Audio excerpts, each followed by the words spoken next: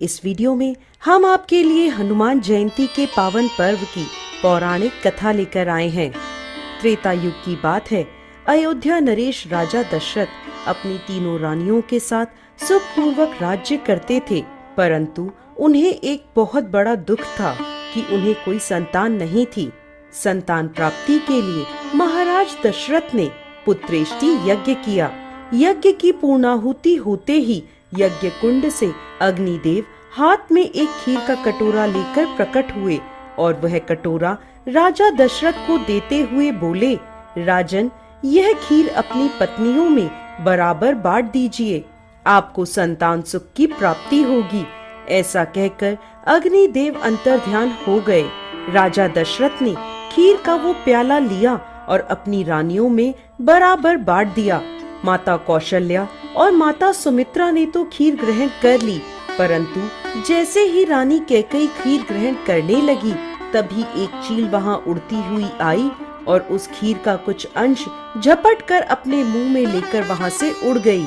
उड़ते उड़ते वो चील उस स्थान पर पहुंची जहां माता अंजनी और वानर राज केसरी पुत्र प्राप्ति के लिए महादेव की तपस्या कर रहे थे।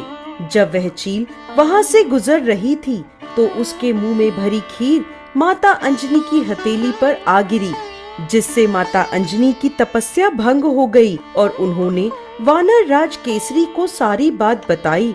वानर राज केसरी ने उनसे कहा, हो सकता है ये भोलेनाथ का ही प्रसाद हो, आप इसे ग्रहण कर लें। वानर राज केसरी के कहे अनुसार माता अंजनी ने वो खीर ग्रहण कर ली और इसके फलस्वरूप कुछ ही समय में माता अंजनी गर्भवती हो गई। एक दिन माता अंजनी पर्वत के शिखर पर खड़ी सूरज की खूबसूरती को निहार रही थी। तभी अचानक वहां तेज हवाएं चलने लगी और उनके वस्त्र उड़ने लगे। उन्होंने चारों ओर देखा, आसपास के वृक्षों के पत्ते भी नहीं हिल रहे थे। तो वह क्रोध में आकर बोली, ये कैसा जादू है? कौन दुष्ट है यहाँ जो मुझ पतिव्रता स्त्री का अपमान करने की चेष्टा कर रहा है? तभी पवन देव उनके सामने प्रकट हुए और बोले, देवी, मुझे क्षमा करें। आप पूर्व जन्म में इंद्रदेव की सभा में अप्सरा थी। आपका नाम पुंजिक स्थला था। आप अत्यंत रूपवती थी, लेकिन आपका स्वभाव बहुत नटखट और चंचल था। एक समय किसी वन में एक ऋषि तपस्या कर रहे थे। आपके नटखट स्वभाव से भूल पूर्वक आपने उनके ऊपर फल फेंक दिया, जिससे उन ऋषि की तपस्या भंग हो गई और वो आप पर क्रोधित हो गए और उन्होंने आपको श्राप दिया कि अगले जन्म में आप एक वानर बन जाएंगी।